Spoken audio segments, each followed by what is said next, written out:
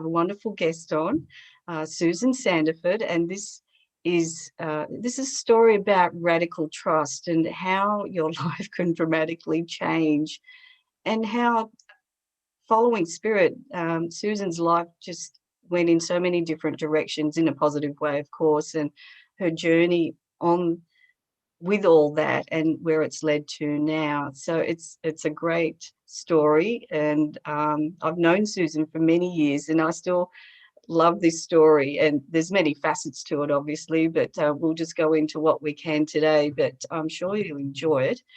Just before we do, I'll go into some housekeeping for a moment.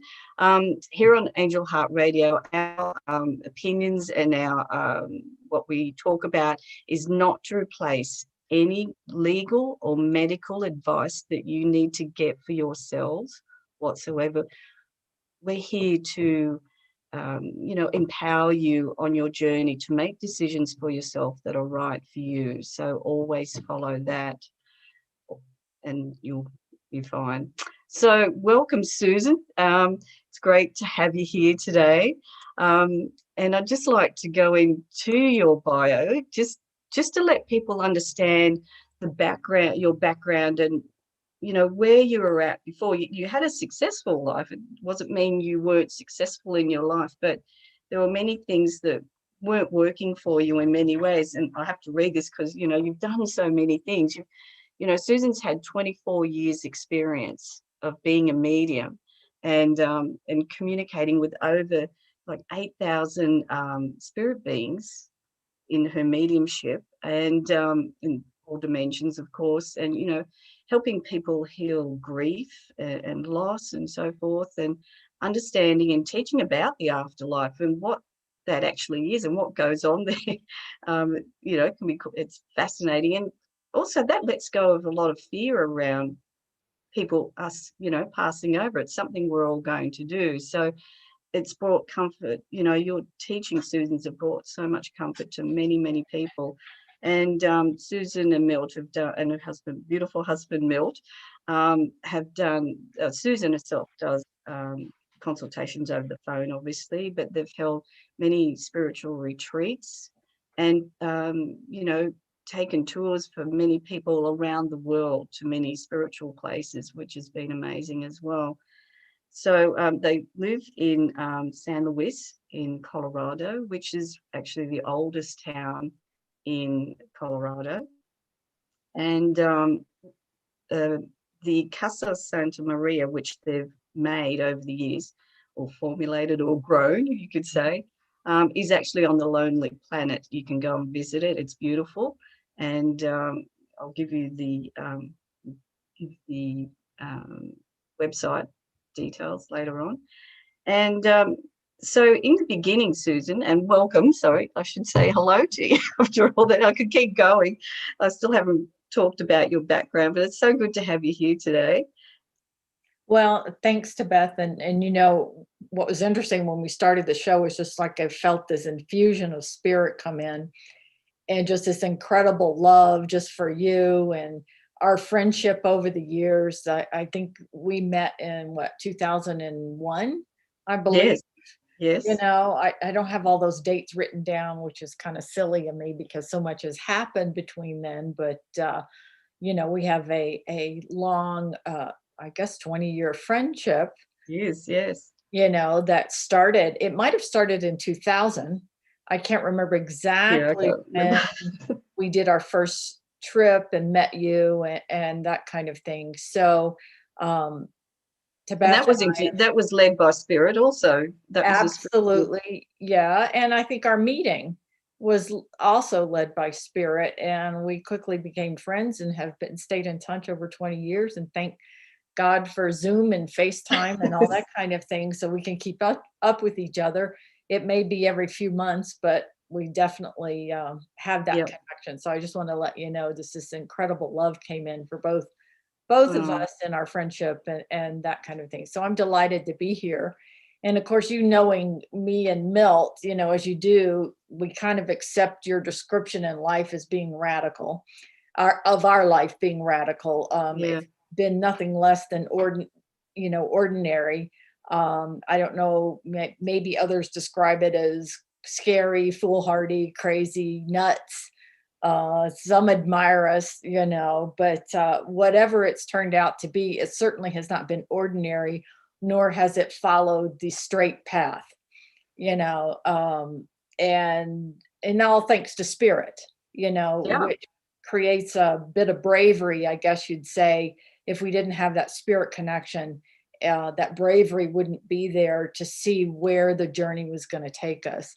And so that's what's exactly. been exciting about that radical journey of trust, is that spirit just takes us on this journey, and we sometimes we don't know how it's going to turn out, so it's kind of fun. That's the thing with you guys, it's since I've known you, you don't know, but you have been guided, and the trust that you've had has been amazing, more than I would have sometimes. It's just, you moved to Australia and to live here, you were guided, you were told to come here and Mhm. live, which is a huge thing for no other, not knowing why. So yeah, things like that, that's what you guys do, and that's why I admire you both so much, in that way, that the trust that you do have Well, is I been appreciate amazing. that.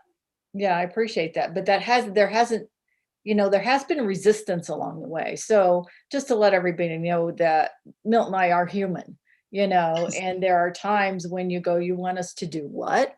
And really, and then we'll resist it for a while, and then they'll keep nudging and nudging and nudging, and we'll say, okay, and we'll do it. And it always turns out like in a very miraculous way, because for reasons we didn't know at the time, spirit had specific plans for us, from the beginning. And really believe it was a soul contract before we came in. We had no idea we would meet, because the beginning of my life was very ordinary, you know, married, kids, church, jobs, buying a house, buying cars, and those kind of things. It was very focused on earthly, third dimensional things without that connection, even though I was very involved in church and um, religious, so to speak, or had that belief in God. It was not that higher connection, if you know what I mean, where you felt spirit, you felt God, but I guess we knew what we were doing, and us finding each other led us into this incredible journey. Looking back now, we understand that they put us through kind of a number of increasingly difficult tests, to push us to do things that any normal person would say, no, I don't want to do that, Mhm. um, and that made up our journey was just these tests at, will you do this? Will you do that? Will you do this? Which led us to where we are now. And we'll kind of go through that journey, as we go. But, that connection led Milt and I to meet and to bond and kind of pursue spirit's plan for our lives rather than our own, rather than what we wanted. Again, the little caveat, we are human, and there are times when we throw temper tantrums to say, no, I don't want to do this. This is the right thing, but Milt and I have worked as a team, which has, led us to where we are. So, I guess my first radical journey of trust would be um, that spiritual awakening moment. Yes. Um, Go just ahead. just before, I want people to understand, where you were, like, you're quite accomplished, you're a graphic artist, and you design schematic plans for the US military on, projects like, was it the Honeywell space aerospace F-15 Eagle jet fighter and Boeing's Osprey V-22 helicopter. Then you became, after you left there, you went to, and obviously you left your marriage at that time, you went on to be an editor of a newspaper. So you've done many, many mainstream things, which are all brilliant, which are great. But then when Milk came in, and I love this bit, all heaven broke loose. Correct. And that's exactly what happened. All heaven broke loose because, I was born and raised fundamentalist Christian, which, I mean, from childhood, we went to church, we went to, Sunday school, Bible school, you name it. I even went to Bible college, and I would not change that for a world. People sometimes roll their Mm. eyes, go, "Oh no, fundamentalist Christian," "Oh, those people." Um, yeah, was glad I was raised that way because I was raised in a safe environment and I was taught to love God. Now, was it Mm. limiting to my spiritual journey? Absolutely. But it taught me this deep faith that there had to be something out there. But of course, as fundamentalism teaches, you learn about God through reading about God, not experiencing God. And so that was sort of the missing piece in my journey. So at the age of 88, I think my first radical journey of faith was sitting down on the couch, and I was in this miserable marriage. It just wasn't bonded or heart connecting. I had 3 young kids. I was working at a newspaper, and I was miserable. It's like, and I can remember sitting down on the couch. I said, "God, where are you? I pray. I've done it right." I went to Bible school, I've studied the Bible, I've done it all. And I said, "Where's that God of miracles?" And this thought came, I'm going to throw this out the window. I'm going to throw this belief system out the window. And God, I want you to show me what truth is. And so, in that moment of asking God to be my teacher, that was sort of the defining moment of my spiritual journey. Not because I asked it, but because I let go of thinking I knew what truth was.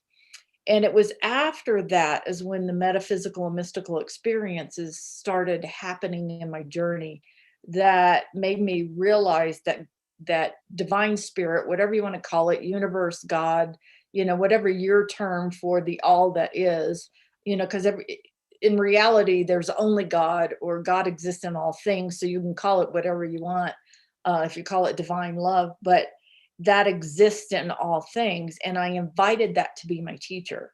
And I let go of believing what other people believed, or the preacher, or even the Bible, to be honest. Mm. I just let it all go. And then these incredible experiences started happening, and so I think that was my first radical journey of trust, that even though bells and whistles didn't go off that day that I made that invitation, I just let it all go, you Mm. know. And oftentimes, and some of you have read A Course in Miracles, it's like that opening the little door to something different, or that connection with that higher power, which I didn't know you could do. So I sort of stumbled into my spiritual Mm. journey.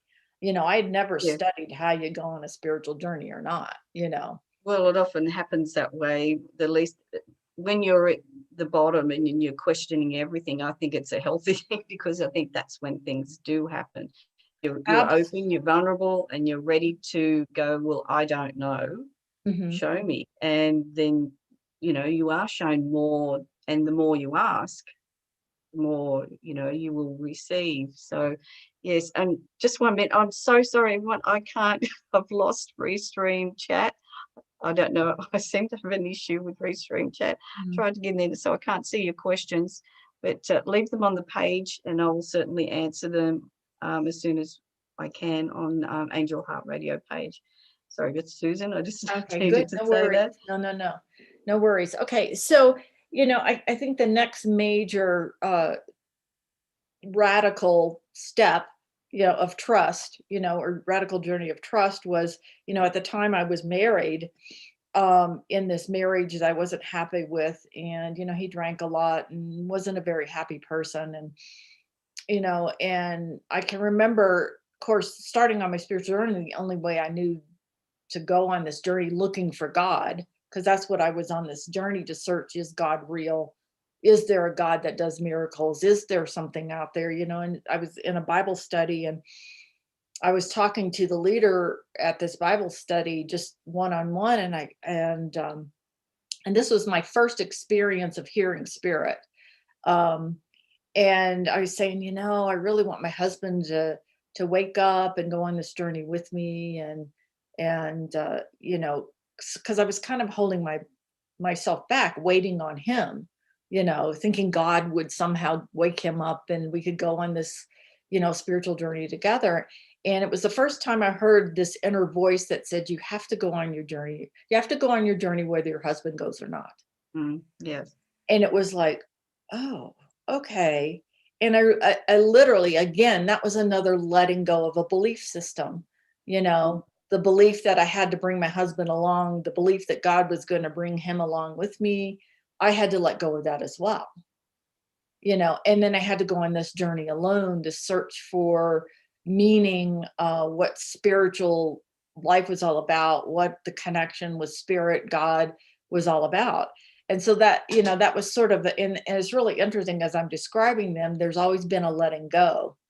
Do you know what I mean? Of having to let go of something that I held on so tightly as what life needed to be, for Yeah, me to and move forward. how it should look. We always have this belief of how it should look when we let go, or how things are going to happen, and it teaches you we just have to let go means letting go Yeah. completely. Yeah, yeah, Yeah. yeah, yeah. The letting go of the way you think life needs to be. And isn't that a radical journey of trust in itself to say, I can let go of what I've designed think life needs to be, Mm. And again, I think these were a lot of tests. So the next journey was my husband at the time decided he wanted to buy this little newspaper. And here I was on this journey trying to find God, trying to do it in the traditional way because I didn't know any other way. I didn't know there was another way to connect with the divine. And he wanted to buy this little newspaper because I worked at a newspaper and he was in a job at the time that he thought he was going to lose his job. And so I think he thought this was going to save us. You know what I mean? This newspaper was going to save us. And I knew without a doubt that if we bought this newspaper, I'd be running it. I'd, and here I wanted to, go on my spiritual journey, take care of my kids. I didn't want to run this little newspaper. I remember driving home one night, just bawling, say, God, please, please don't let this happen. I don't want this to happen. I don't want to buy this newspaper, because I had different plans. And again, there's that different plan of how I thought my spiritual journey should look, you know. And I hear this audible male booming voice, which I mean, I've always attributed to the voice of God. If God can have a voice, this was it. And I hear this audible male booming voice as I'm crying, driving down my little minivan, and it says, "Do not be afraid, I will be with you." And I swung around to look to see who was in the car with me. It was not an inside voice, it was literally an outside voice. And it said it again, "Do not be afraid, I will be with you." And this peace just melted over me. And I can't explain it any other way. It was like, okay, this is the way. Don't be afraid to go this way. Don't be afraid if your husband buys this newspaper. Go with it. I would have never been able to go with it had that experience had not happened. And sure enough, the next day he brought home the papers and signed the papers, and we owned this little newspaper. And he got a job within a week or so. And guess who was left running to? It was me. Little did I know God had other plans, because that newspaper was a catalyst. And and again, there's that same lesson. I had to let go of what I wanted, Mm. what I What you thought. thought you want, yeah, what you Yeah, yeah. thought. Yeah, what I thought I wanted. So I'm running this little newspaper, and my husband ended up getting this job. He ended up going to Las Vegas to work, and something had happened, that he really hurt me at that time. And I can remember after getting off the phone, it was like I realized he didn't care about my feelings or whether I was hurt. And I remember saying, "Okay, God, if this isn't love, so what is love?" Like, I remember, and this happened in January of, oh gosh, I think 95 or something like that. And I'm going, well, God, if this isn't love, what is love? Because you know how we get this idea of what we think love is. Yeah, yes, we all have a belief around Yeah. that, and it's good to question that, really. What is it? Well, What does yeah, it mean? what is that love? What is it? And I really just asked God, well, what is love? And then I let it go. And in the meantime, I'm running this little newspaper. My husband is in working in Las Vegas doing his thingy, and was there. We did this in the newspaper. I was invited.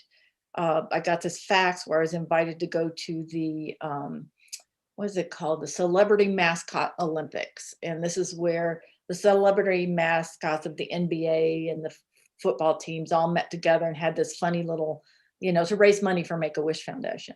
So I called the gentleman on this, and his name was Milt Sandiford. And I said, yeah, I want to do that. And so I ended up going to this event, and this is where I met my current husband, Milt. And we had a really lot of fun, showed me around. It was the first time I'd ever done, an event like that, and learned how to take pictures. And he was very, very helpful. And what's really interesting is at the end of that evening, it was like I didn't want to leave his presence. And I'm thinking, this is really weird because I'm married and, he's doing his thing. We didn't even know each other, but there was this strong connection on on this really strange level. And I think Milt felt the same way as well.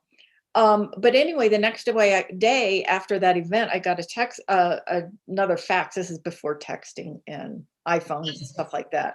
So that tells us, well, gosh, that was like 25 years ago or so. So anyway, I got this fax, and he says, hey, you know what? I feel like I want to come work and help you do the newspaper. And I said, what?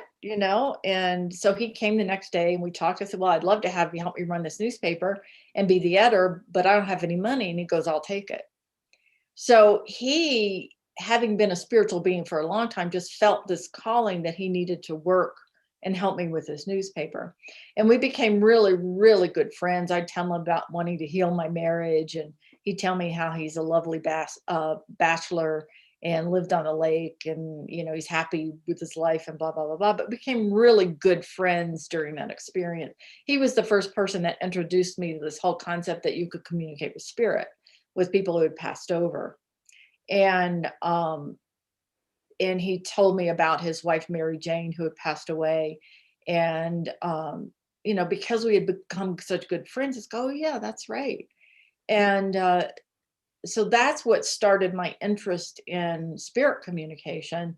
And after we had that talk about Mary Jane passing, I made a comment to her, gee, I wonder whatever happened to my grandfather. And again, this is another radical journey of trust, of trusting that, as a fundamentalist Christian, you don't talk to dead people. That's a no, and yet, because it felt so right, I so trusted Milt. There was such a comfortability with Milt. I started being interested in that. And anyway, that night I went home. I had said, gee, I wonder what happened to my grandfather. And that night I had a dream. And in the dream, and I never dream, my grandfather, I walked into this morgue, and there was my grandfather's body lying on the table. And I walked up to him, and he sat up and transformed in this most beautiful looking young man, and just light coming out of him, just brilliant light. And he just smiled at me. And I knew he was just fine. And so when I went back to work the next day, and Milt said, well, was that just a dream, or was that really your grandfather? I knew in my heart that was really my grandfather. So that was that was again, having to let go of a belief system. Mm. So when did that really start picking up? Like you were getting a lot more of spirit coming to you from Well, that I tried it point? with my grandmother, and she didn't come right away. It was a couple of weeks later, and in the dream, she was sitting at a picnic table, and I go, "Oh, Grandma!" I recognized right away. This was her. She was visiting. I said, "How are you doing? How are you doing?" And she says, "Well, I'm making sure you kids get fed." And I knew she meant my brother, my sister, and I. And I'm making sure your angels get fed. And then that was the end of the dream. But that made so much sense because my grandmother owned a restaurant all of her life, and that's how she showed love, was by feeding you, you Mm. know. So Yeah. I knew it was, it was just like, well, that makes sense. She'd be up in heaven making sure everybody gets the right food and spaghetti, because I loved her spaghetti or her cheesecake or whatever, and that kind of thing. And so it wasn't until after Milt and I came together, because a year after I'd asked God to show me what love was, it was a year pretty much to the day. And I would think to the day that Milt and I were, uh, we usually went out to breakfast or something like that to talk about what we were going to put in the paper and to kind of do a business meeting, but we did it over eggs and bacon. It was kind of fun. And he had gone away at Christmas, and I remember saying to me, I said, uh, when you went away at Christmas, that was the first time I ever missed anybody. And when I said that, it was like this bag was pulled off my head, and I sucked in a breath. I didn't say it out loud. I go, oh my God, this is what love is. That's what I Mm. said in my head. I was so shocked. I mean, this was like, I never saw it. I go, this is what love is. And we went back to the office, and I gave him a little bear hug and ran out the door because I didn't know what to do with this information. I go, oh my God, this is what love is. And of course, in my typical Christian way, I went and looked in the Bible and read the love chapter, which said love is patient, love is kind, love does not is not puffed up. It can't, and I'm going, that's Milt. And I realized, oh my God, God sent Milt into my life so I'd know what love is, because he exhibited this incredible amount of love just in his being and the way he was and that kind of thing. And it was like God answered my prayer through another person, not through some blinding light where I was knocked up, Yes. and Right. feeling God's presence. It was through another person, you know, and that was, the answer to my prayer. And I can remember not sleeping that night. And thank God my husband stayed out drinking. And um at that time. And so anyway, I went to work the next day, and Milt knew something was up. And there's a lot more to the story, but because we got limited on time, you know, um, he was waiting for me. He didn't know what was going on, but the minute I saw him, I just burst out crying. It was blah, blah, blah, blah, blah. And I just bawled, and, he put his arms around me, and he thought somebody died or something. And finally I got out. I said, God brought you into my life so I'd know what love is. And he said, I know. It's like he got it right there at that minute. Yeah. And within 3 days, I asked my husband to move out. Why would I not choose love? So Why that would I was a stay in something that wasn't loving and kind? And why would I not choose love?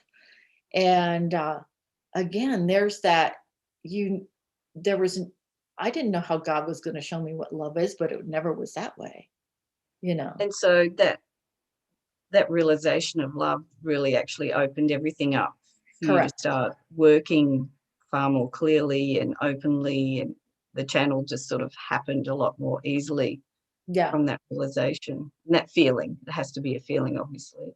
Yeah, and Yeah. the heart opening. Yeah, the heart opening. That was a heart opening moment. That opened my heart, which blew open all my chakras, which then awakened my abilities to communicate with spirit, not just people who passed over, but angels, God, those kind of things. And, that's one of the things I teach in my mediumship mentoring classes, is that it's all about the heart. You know, you can't do readings from the head. It has to be in the heart space. It has to be in the love space. It's awakening this. And it is love, that awakening the heart, that allows anybody to communicate with spirit. You Yes. know, mediumship isn't just from the few lucky few, Yeah. or you were because you were born with it, that kind of thing. It really is about opening this channel here, which then opens all these up here. Because if your heart chakra below is your third dimension, your heart chakra up is your fifth dimension, your God dimension, because this is where all your information and all that has to come from. So again, you can't define what spirit how they're going to bring answers or guidance or anything in that way. But that was, the journey of that. And why would I not choose love, And then, we pretty much after that were together 24 hours a day, 7 days a week. I ended up divorcing my husband. My interest in communicating or being a mediumship was all about, because Milt is a lot older. He's 24 years older than me. I think, well, I don't want to lose this connection when he dies, you Mm. know. So that was my only selfish reason for looking to see if I could communicate with spirit. It had nothing to do with, doing readings for other people or bringing loved ones in for other people at all. It really had to do with, hey, I want to be able to communicate when he leaves the planet, you know. And so that's what started me meditating, to see if I could do it. And, sure enough, I was already kind of blown open. And in that blowing open, I could always, when I started meditating, I started seeing things. So it opened my pineal gland and pineal. I don't know what you guys call it in Australia. Yeah. Pineal gland, pineal. Pineal, whatever. We know what Tomato, it is. tomato, That's right. that kind of, it opened up on that areas, and I already started seeing colors. And but I can remember, and this was before Milt and I had moved in together, and I started meditating, and I thought, well, let me just sit down at my little Mac computer. This was way back then, and see if I could get anything. And so I said, okay, is anybody there? And sort of this voice came into my head. Well, there's 12 cans of food in your pantry. Well, have you ever counted 12, how many cans of food you got in your pantry? Yeah. No. So I'm like a mad when I go look, and sure enough, there were 12, tens of, I think, of can in the pantry. I go back, I want more proof. And they said, well, you have 32 bath towels in the house. So I'm like a mad woman counting all, and sure enough, there were 32 bath towels in my house. And I go, I want more proof. And they said, well, there's 16 pennies on, this is the voice just comes into my head. There's 16 pennies on your mantle. I go up, sure enough, there's 16 pennies on the But I mantle. still want more proof. I still want more proof. And they said, no, you either believe or you don't believe. That's right. And so again, that was the letting go of needing the proof. Another letting go, Yeah. and trusting the proof that, hey, I got to be talking to somebody. And I figured out who it was. I said, well, who is this? This is Hester B. Jackson. Well, Hester B. Jackson was a trance medium that Milt knew 11 years earlier, who Wow. had brought Mary Jane, his wife, who had died, through to him. And Hester said, well, we'll be working together someday. And she died a couple of years later. Well, here, 11 years later, Hester comes through to me, and I get goosies on this. I get God bumps on this, talking to me. And so she literally trained me from the other side how to be a medium. So I didn't take anybody else's classes or anything. And I just went with it. I let go of worrying about whether this was not of God, or, it was just so healing and so right. You had to let go of that belief system, Yeah. And I mean, all those things, certainly trust, but, leading you to other countries in the world and where to go, and because they say this is what you need to do. This is, all these things. And I know there's many other things, they've asked you to do. And, being to Medjugorje, where else did you go? Well, let's see. We moved to Virginia Beach. Spirit moved us to Virginia Beach, to the Edgar Casey Foundation. Yeah. And sometimes I think, I learned so much there because there was so much metaphysical concepts with Edgar Casey and that library there. And I probably was like a sponge reading every book and channelings and that kind of thing. And we got involved, there very much, which I think was very necessary. We got involved with training the intuitive heart with Dr. Henry Reed, and helping him with his retreats and how to open up people in that area. So it was like this step, to go in that direction, to say, and of course, Edgar Casey was had a very strong Christian belief, yet he had this very metaphysical thing happen to it. So it made it okay for my experiences to be, so it was moving me out of that tight belief system about how God worked and that kind of thing. And then from Virginia Beach, Spirit asked us to move to Sedona. And boy, that's the most metaphysical place in the world. And I mean, you were there, you Yeah. came for one of our retreats, and you spoke at that retreat too, didn't you? Yes, I did. Yeah, Yes. and experienced things there. And we started, I started doing readings in Virginia Beach. That's where I started doing my readings. And it was very slow at first because that was before websites and, very minimal websites. And we just started building all that kind of our clientele. And then we moved to Spirit Acid from Virginia Beach, moved to Sedona. We lived in Sedona for a couple of years. It seemed like 2 years was the max where we would kind of stretch our confidence or our trust in spirit. We moved to Sedona not knowing what we would do, not knowing if we have enough readings to do it. I mean, wonderful things like happened before we moved to Sedona, and we sold everything. We traveled in our little car. Was a couple of weeks before we left, the IRS calls and says, "Oh, by the way, we owe you $2,000." Now, who's ever had the IRS call you and say, "We owe you money," you know, No. out of the blue? So that gave us the money to get there. And then somebody gave us their apartment to live in while they were gone till we could figure out our way. And we were building our readings at the time. And then after we were there a couple of years, and I honestly think we were moved to Sedona because Sedona is a very healing place. It brings up Yeah. all your unhealed stuff. And I mean, every other day I was crying about something and clearing and working on my journey. And then we visit our friend Laura Josephs in Australia. She invited us to come there in Sydney, and she invited us to come there, and we did that and went to Uluru. Had such a great time.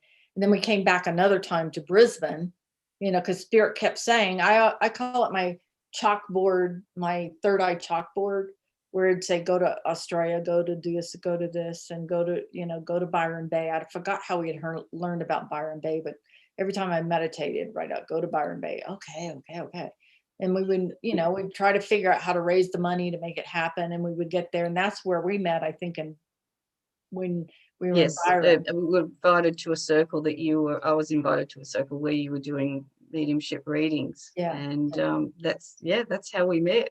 Yeah. And I think back then, I think about how green I was behind the ears, with readings and that kind. I mean, now it's just old hat, but back then, I was always nervous and scared to do it, but I surrendered to it. I surrendered to doing it. And so anyway, then we started getting, after that trip to Byron, move to Byron Bay. And I That's right. think it was that journey up that mountain that we climbed. What's the name of that mountain in Byron? Oh, Uh, Mount Warning? Mount Warning. Yeah. Meditating on that move. We're supposed to move here. And so I said, okay, we're supposed to move here, And so we did. Not knowing, I mean, at this time we had built enough reading clients that what was really cool was the exchange for the money was quite different. Like we Yes. could get 2 Australian dollars for every American dollar at the time, Yeah. you know. And so that was really cool. Again, who knew? And so you could call over to the US for 2 cents a minute or something like that, some ridiculous easy price. So we could still do our readings for our clients and so we could live there. The only problem was that Australia didn't want us to leave there. So we would have to leave, and go back. And That's right. that's while we were in Australia was when we got called to go to Bosnia, to Medjugorje, Bosnia. Now, if those of you listening aren't familiar with Medjugorje, that's where Mother Mary appeared to 6 Bosnian children. And so again, learning this, go to Virginia Beach, go to Sedona, move to Australia, go to Bosnia, go to Medjugorje, and just magical things happen like out of the blue. My friend sends me a book on Medjugorje without me even asking. And so anyway, we could not find 2 plane tickets for both Milton and I to go from Sydney to Australia. So I had to go by myself. Now talk about a journey of faith, never traveling to Bosnia, war-torn Bosnia, going by myself, and Milt letting me go, he trusted spirit enough to let me go by myself. Mm. But that's where I met my connection with Mother Mary, the Divine Mother, that energy. And the first day I was there, and there was all kinds of miraculous things that happened during that trip that we don't have time to go into. But that's where I met Mother Mary. And the first day I was there, I was meditating in front of her statue, in front of the church, and it was so Catholic. And I'm going, God, why am I here? I'm not Catholic. Why have I been brought here? I had no clue. And I hear this audible female, another one of these audible female voices. And I knew it was Mother Mary. She says, well, you've invited Jesus into your heart. Now you're going to invite me. I already had a relationship with Jesus because of my Christian faith, but we Protestants don't know what to do with Mother Mary. And here she says, okay, now you're going to invite me in. And again, there was this boom, another heart opening of the Divine Mother, and totally getting, if there's a Divine Father, there's got to be a Divine Mother, and you can connect with that Divine Mother. And that's who she represented. She represented it. Now I've come to learn that, the aspect of the Divine Mother exists in many different forms, whether it's the, Of course, yeah, many, yeah. Kuan Yin, there's all kinds of ways she's brings through, but that was the way that I could understand because I was raised so Christian. And so that's where, in many ways, our work started with Mother Mary. And that's why I was led to go there to meet her. Okay. I was led there to meet her and let me open my heart to connect with That her. So, energy. yeah. So I got back, and I mean, there's a lot more miracles that happened on that trip, but that was the big thing. Another level of heart opening to the divine feminine. All right. The divine aspect, the Divine Mother. And then came back to Australia. And then after we were there for a year and a half, we really had to move out because Australia was getting a little clue that, hey, Yes. you aren't supposed to be living here and you need to leave. So we moved back to Sedona. And again, along the way, we were given places to live for free. We figured things out along the way. Everything just sort of miraculously unfolded. So we moved back to Sedona. In the meantime, we took a trip with a bunch of people. We led a group to England. Then we were called to go to Brazil to a healing sanctuary. And that's where we got the mission, meditating and praying there. I got this mission to create. Jesus came and said, I want you to create a casa in the United States, and it's to be called Casa de Santa Maria. And I said, well, Jesus, what about you? And he goes, well, it's for my mother. And so that's where the mission to create a healing sanctuary, eventually retreat center, where Mother Mary has promised, the Divine Feminine has promised her presence and her healing helpers to be present to work on people, And you guys, you're non-denominational. It doesn't matter who you are, what your beliefs are. It doesn't matter. It's just about opening the heart to the Divine Feminine, the masculine, and love. Basically, that's right. People Exactly. awaken to that. Yeah. And see what Mother Mary did for me was she taught me how to love me. Because don't we all have problems with that at times, Yes, and yes. that was her role, is to give me that mother's love that I needed so that I could love myself. And she showed me my own divinity. And she showed me, which, once you figure that piece out, all these miraculous things can happen in your life, manifestations more easier, because you're no longer worrying about, am I good enough? Can I do it good enough? Am I good at this? Or am I, it's just this incredible thing. So that was her role. And that's what her role is in anybody's life, is to teach you how to love and see your own divinity, and to love you so that you can love yourself, and recognize that the divine aspect of the masculine or the feminine loves you just the way you are, warts and all, and that you're already a Christed being. You just couldn't see it, because of the wounds or the way you were raised or your insecurities. And so the whole spiritual journey is about that cleansing so that divine love can flow through you. So anyway, we go back, after we get that, we were living back in Sedona, and we thought maybe this healing sanctuary would be in Sedona, but land was like, you know, very expensive, Expensive, $3 yeah. million, and we're not money people, you know. Milt and I had just bought our first house together. We had been in it 9 months. And then serendipitously, I learned about the San Luis Valley. And once I learned about it, I kept, every time I meditated, go to San Luis, go to San Luis, go to San Luis in Colorado. So we finally made the trip up here, got up here and said, God, no, please don't take us up here. It's 8,000 feet up in the air. It's cold in the winter. We don't want to live here, you know? And we got up here and we didn't want to do it. I mean, we just, we can't do this. And we got back to Taos, spent the night in Taos, and I woke up, and again, there's that voice, that female voice that says, surrender to the land. Okay. And so by the time we got to Gallup, New Mexico, heading back home, I couldn't tell Milt till then. I sat at lunch and I said, well, this is what happened. And he said, okay, we'll do it. And so we went back to Sedona, put our house on the market. It sold within 1 day with 3 offers.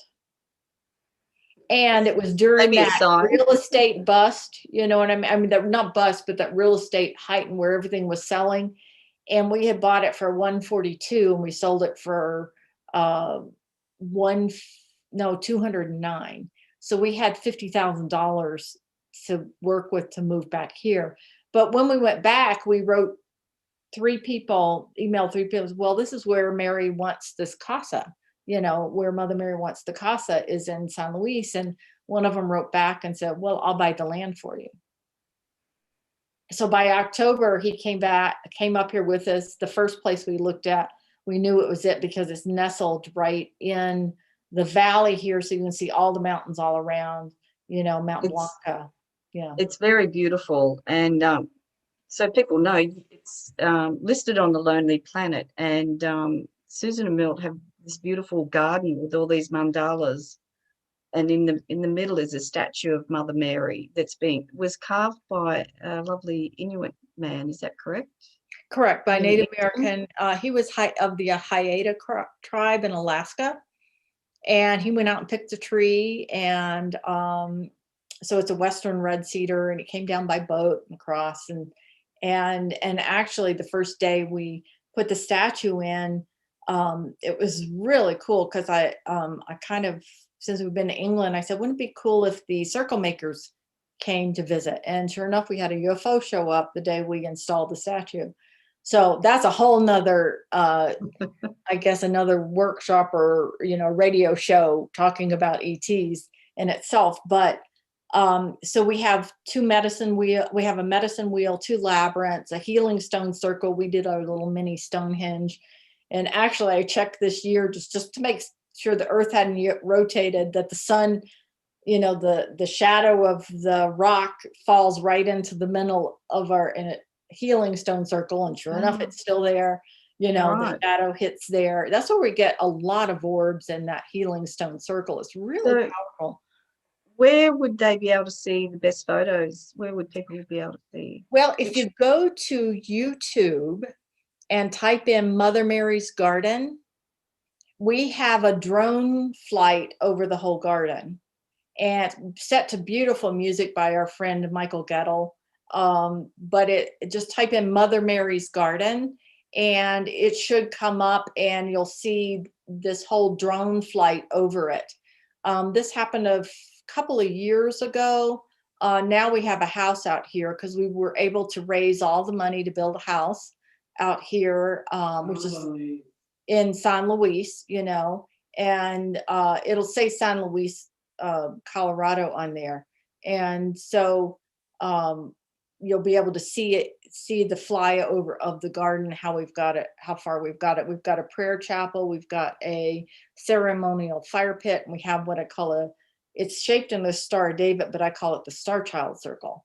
because a third dimensional Star of David is, a Merkaba, and Mm, it represents, our raising our vibrations into love, which literally changes our DNA from, a dodecahedron to a star, a three-dimensional Star of David. We literally, as we vibrate at the level of love, we literally change our DNA and our yes, cellular structure as well. So that gets into it. There's a whole nother radio show, yes, you know. there is, yeah. Yeah. Yeah, So so we it is a surrender. beautiful garden. Yeah, Yes, it's a we gorgeous surrender. garden and it's grown a lot more too, so it's worth and seeing the aerial view gives you such a great understanding of what you've set out there. Yeah, yeah. And so this has been our mission, to create this space of love where the Divine Mother, and of course, would dwell and help you heal on all those levels. It's been a long process, but we've done it. We said we didn't want to go into debt for this, and it's all the money that we've created. We've probably raised close to $800,000 to create this place so far, and it's all just been by people that we've helped with our readings and our workshops and our retreats, and our travels together, who see the value and get this mission of creating sacred space on the planet, to create a healing space for people. So, because really when it comes down to it, it's love that heals. um, Cool. and you create that sacred space to bring people in to help them heal as well. And what we've learned through all this is that the spiritual journey isn't as much about what we do. Mm, It's about who you become along the way. that's right.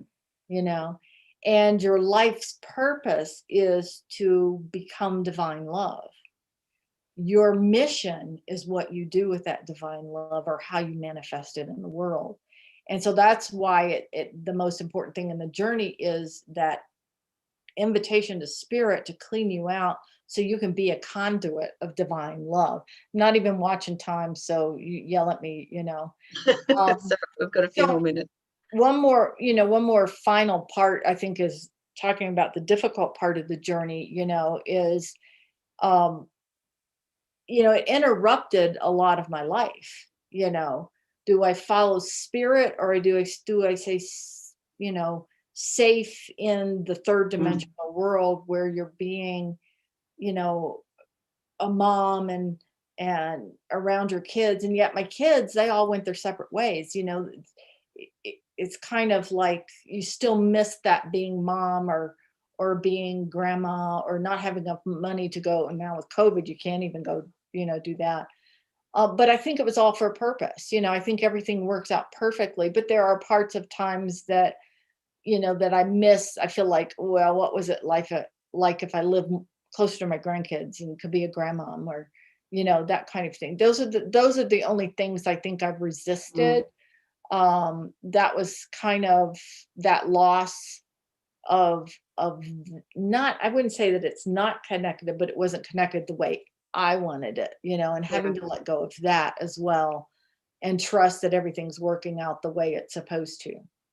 Well, I guess the thing is when you look back at your life, would you, if you not made these changes, and had all these and gone on trust, things would have stayed the same and you wouldn't have been happy.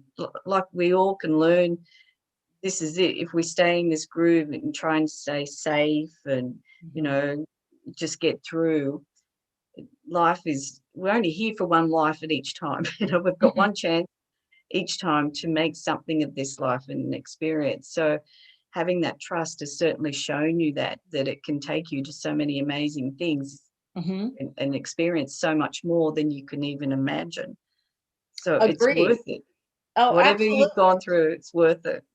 Absolutely, it's been worth it. Of course, spirit tells us all the time, this is only one little chapter of your book. You've been with your kids before, you'll be with them again. This isn't the end of the story. This was just a different mission in this lifetime, and they've come to appreciate, that as well. So I wouldn't trade it for the world. I mean, I would have, if I were in that other relationship and chose that, I wouldn't have had a spiritual journey, you know. Well, I you would wouldn't have been conscious of it anyway. Let's I put it wouldn't that have way. been You would have conscious. been on it, Yeah, and but I would not have still be conscious. miserable, you know. Yes.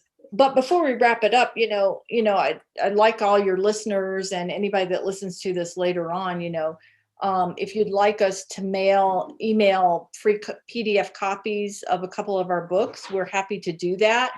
Two of our ebooks, if you email iHeart, the number 2 at mac.com, iHeart, the number 2 at mac.com, and put books in the subject line, we'll send you, the one book is The Reluctant Medium.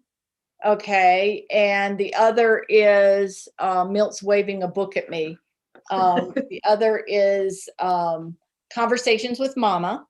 If This Is Heaven, Why Are the Kids Still Calling? That's our book where we talk to Milt's mom who passed over. Got all kinds of fun information about what it's like in the spiritual world once you die and that kind of thing. So that'll be kind of fun as well. And this applies to all of Angel Heart Radio listeners, not just those listening today, but those that Conversations with Mama. Yeah. And we have some other books too. So if you like those and Get want, on your website. Which one yes, would you they'll like? be on our website as well. Which is Susan or the Casa Santa Maria? It'll be on susansanderford.com. Mm-hmm. But also check out our casadesantamaria.org as well.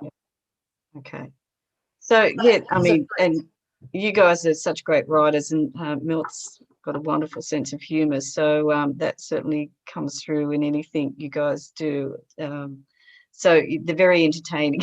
Let's put it that way. Oh, good. Well, we've got Sure. several books.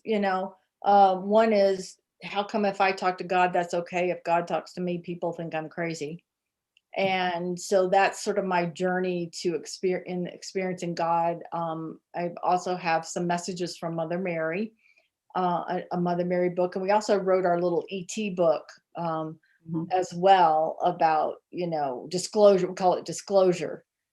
So we've written several books, but just we'll send you that if you're interested in the Reluctant Medium, because I went kicking and screaming all the way into being a medium. But yes, it can be. It takes you into a whole different realm and dealing with all sorts of different things that you wouldn't normally in the the everyday world is different. But then it becomes everyday. So once you understand these things, your fear is less, and it's wonderful. So Susan and Milt help people spiritually awaken, and that's part of a big part of your mission, amongst other things. So check their websites out. I'll put that up. I'll write that up somewhere for you, for everyone. Unfortunately, the restream didn't turn up for some reason. I don't know why.